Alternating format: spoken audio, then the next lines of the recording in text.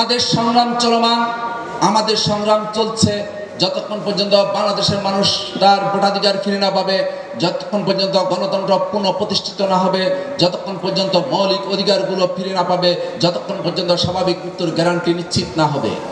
কারণ এদেশ থেকে গণতন্ত্রকে লুণ্ঠন করা হয়েছে, গণতন্ত্রকে বুটের নিচে পিষ্ট করা হয়েছে, মানুষের মৃত্যু এদেশের ক্ষমতাসীনদের হাতে ন্যস্ত হয়ে গিয়েছিল, মানুষকে ঘর থেকে তুলে নিয়ে হত্যা করা হয়েছে, নির্যাতন করা হয়েছে, গুম করা হয়েছে। অত্র এলাকার সহযোদ্ধা, ছাত্র দলের প্রিয় সহযোদ্ধা চাচা সোহেলকে গুম করা হয়েছে, আজও তার খবর নাই। জহিরকে গুম করা হয়েছে, কোথায় আছে আজও আমরা জানি না। আমাদের সাথে ওদের তফাৎ, স্বাধীনতার পূর্ববর্তী এবং পরবর্তী সময়ে, স্বাধীনতার সময়ে বলা হয়েছিল বাংলাদেশে গণতন্ত্র প্রতিষ্ঠিত হবে, মৌলিক অধিকার প্রতিষ্ঠিত হবে, অন্ন বস্ত্র চিকিৎসা নিশ্চিত করা হবে। কিন্তু স্বাধীনতার দেশ যখন স্বাধীন হলো, সবকিছুই সেই পালিয়ে যাওয়া নেতা ভুলিয়ে গেলেন। দেশকে অরক্ষিত রেখে তিনি পাকিস্তানিদের কাছে আত্মসমর্পণ করলেন, সেখানে আরামায়েশে জীবনযাপন করলেন। তিনি দেশে এসে তার এক সহযোদ্ধা বন্ধুর কাছে বলেছিলেন, দেশ যে স্বাধীন হয়ে গেল সেটাই তো জানি না। কত বড় লজ্জার বিষয়। তিনি আরামায়েশে জেল কেটেছেন, বাংলাদেশ স্বাধীন হয়ে গেল। কিন্তু একবারও বললেন না কোন বীর পুরুষের নেতৃত্বে দেশটি স্বাধীন হয়েছিল। সেদিন আমার আদর্শের জনক শহীদ প্রেসিডেন্ট জিয়াউর রহমান মেজর থাকা অবস্থায় বাংলাদেশের স্বাধীনতা ঘোষণা করেছিলেন এবং অস্ত্র হাতে নিয়ে যুদ্ধ করে বাংলাদেশকে স্বাধীন করেছিলেন। বন্ধ করে দিলেন।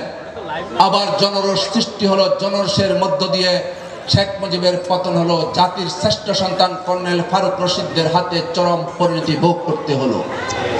পরবর্তীতে তারা এই আওয়ামী লীগ নেতারা বলেন আমাদের জন্ম নাকি ক্যান্টনমেন্টে হয়েছে। আমি বলতে চাই, জন্ম হোক যথাযথ কর্ম থেকে তারা অনেক দূরে চলে গিয়েছিল, কিন্তু জিয়া রহমান বলছিলেন মেধাবী বাংলাদেশের সকল মানুষকে রাজনৈতিক অধিকার ফিরিয়ে দিয়েছিলেন, হাসিনাকেও রাজনৈতিক অধিকার ফিরিয়ে দিয়েছিলেন জিয়াউর রহমান। বিদেশ থেকে এনে তাদেরকেও রাজনীতি করার অধিকার দিয়েছিলেন। তারা অধিকার পেয়ে শিক্ষা প্রতিষ্ঠানে রক্তকর্তন, হত্যা, জাহাঙ্গীরনগর বিশ্ববিদ্যালয়ের সহযোদ্ধাদেরকে হত্যা করছে। বলতে কথাগুলো বাধ্য হচ্ছে, তারা আজকে আমাদের সাথে প্রতিযোগিতা না। আমি বলতে চাই 17 বছর কোথায় ছিলেন? আজকে একটা ওয়ার্ডে কর্মী সেবা করেন, 200-300 মাইক লাগান, কিন্তু 17 বছর তো রাস্তায় একটা মাইক বাজাতেও দেখি নাই। আমরা জাতীয়তাবাদী যুবদল শহীদ জিয়ার আদর্শের সৈনিকেরা 17 বছর শত নির্যাতনের পরে রাজপথে একদিনের জন্য ছাড়ি নাই।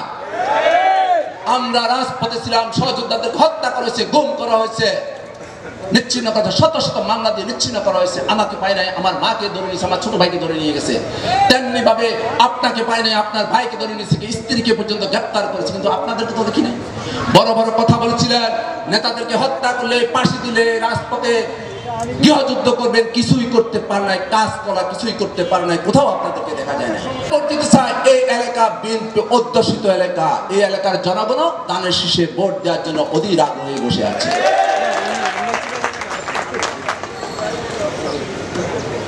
যে আন্দোলন হয়েছে 24শে 5 আগস্ট, যে বিজয় এসেছিল, সেই বিজয়টি বিএনপি একবারও বলে নাই যে শুধু আমরা করেছি। হাল আমরা ধরছি, নেতৃত্ব আমরা দিয়েছি এবং তারেক রহমানের উপর আস্থা ও বিশ্বাস রেখে এদেশের জনগণ আন্দোলন সংগ্রামে ঝাঁপিয়ে পড়েছিল। ছাত্র জনতার গণ অভ্যুত্থানের মাধ্যমে বিজয় হয়েছে, আমরা স্বীকার করি। আমরা বলতে চাই অবশ্যই সর্বস্তরের জনগণের অংশগ্রহণে বিজয় সম্ভব হয়েছিল। কারণ সর্বস্তরের জনগণ বলতে বুঝি বিএনপি, কারণ বিএনপি জনগণের রাজনীতি করে, জনগণের সাথে বিএনপি সবসময় আছে, সবসময় ছিল, সবসময় থাকবে। বিএনপি জনগণের পাশে থাকবে। আমাদের নেতা তারেক রহমান বলছে জনগণের পাশে আসছি, জনগণের পাশে থাকতে হবে, জনগণকে পাশে রাখতে হবে। এই বিএনপির ভারপ্রাপ্ত চেয়ারম্যান যখনই জাতির উপর কোনো দুর্দশা এসেছে, যখনই জনগণের উপর নির্যাতন নিপীড়ন এসেছে, তখনই জনগণের পাশে দাঁড়াতে আমাদেরকে বলেছে। জনগণের কষ্ট হয়েছে, বিদ্যুতের মূল্য বৃদ্ধি করা হয়েছে, গ্যাসের মূল্য বৃদ্ধি করা হয়েছে, দ্রব্যমূল্যের ঊর্ধ্বগতি ছিল, তখনই জনগণের পাশে আমরা ছিলাম, আমরা রাজপথে কর্মসূচি দিয়েছি। আজকে যারা এই অন্তর্বর্তীকালীন সরকারের সাথে লিয়াজু করে ক্ষমতা যাওয়ার দিবা স্বপ্ন দেখছে, তারা তো একদিনের জন্য রাজপথে নামে নাই, তারা তো বিদ্যুতের মূল্য বৃদ্ধির প্রতিবাদে রাজপথে কোনো মিছিল করে নাই, কোনো কর্মসূচি দেন নাই। এত অস্থির হয়ে গেলেন কেন? ধর্মের নামে রাজনীতি করেন, করতে থাকেন। কতটুকু ধর্ম পালন করেন আমরা জানি, আমরাও মুসলমান। এদেশের মুসলমান অবশ্যই সচেতন। কোন হত্যা, কোন নির্যাতনকারীর সাথে এদেশের মুসলমান আপোষ করবে না। আমার নেতা শহীদ প্রেসিডেন্ট জিয়াউর রহমান ছিলেন সচ্চা একজন মুসলিম।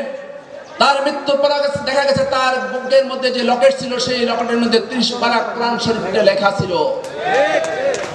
তিনি তখন জিয়া রহমান ভাবছিলেন এখানে একটি সোসাইটি দরকার অন্যান্য রাষ্ট্রের মাধ্যমে। আমরা বলতে চাই আমাদের আদর্শের জন্য আমাদেরকে শিখিয়ে দিয়ে গেছেন লড়াই করে কিভাবে বেঁচে থাকতে হয়, কিভাবে টিকে থাকতে হয়, কিভাবে অন্যায়ের কাছে মাথা নত করতে হয়, কিভাবে আপসীনভাবে অন্যায়ের বিরুদ্ধে বজ্রকণ্ঠে আওয়াজ তুলতে হয়। যাবে স্লোগান দিবেন, আপনাদের অসুবিধা নাই। যখন মহানগরে প্রোগ্রাম হবে তখন বেগম খালেদা জিয়া, জিয়াউর রহমান, তারেক রহমান, এর বাইরে কোনো স্লোগান দিবেন না। দলের শৃঙ্খলা আপনাদেরকে মানতে হবে। দল করতে হলে দলের শোষণ করতে হবে। দলকে আরো শক্তিশালী করার জন্য দলের নিয়ম কানুনগুলো আপনাদেরকে মানতে হবে, শিখতে হবে। যারা শিখবেন, যারা মানবেন, যাদের নেতৃত্ব বিকশিত হবে, তারাই পর্যায়ক্রমে নেতৃত্ব ওয়ার্ড থেকে থানা, থানা থেকে মহানগর উঠে আসতে পারবেন। পরিসর বাড়াবো না। পরিশেষে বলবো, জাতীয়তাবাদী যুবদলের নির্বাহী কমিটির বিপ্লবী সভাপতি আব্দুল মোনায়েম মুন্না, নুরুল ইসলাম নয়ন, জাতীয়তাবাদী যুবদল ঢাকা মহানগর দক্ষিণের বিপ্লবী সদস্য সচিব রবিউল ইসলাম নয়ন নেতৃত্বে ঐক্যবদ্ধ আছে, ঐক্যবদ্ধ থাকবে। আগামীতে রাজপথে জাতির প্রয়োজনে, গণতন্ত্রের প্রয়োজনে যে কোনো পরিস্থিতিতে আপনাদের সর্বোচ্চ উপস্থিতি কামনা করে আজকের মতো এখানে শেষ করলাম। খোদা হাফেজ। বাংলাদেশ জিন্দাবাদ। বাংলাদেশ জাতীয়তাবাদী যুবদল জিন্দাবাদ। আদর্শের জনক শহীদ প্রেসিডেন্ট জিয়া রহমান অমর হোক। আদর্শের জননী বেগম খালেদা জিয়া দীর্ঘজীবী হোক। আমার অভিভাবক, সাংগঠনিক অভিভাবক 18 কোটি জনগণের নেতা জনাব তারেক রহমান জিন্দাবাদ, জিন্দাবাদ। সবাইকে ধন্যবাদ।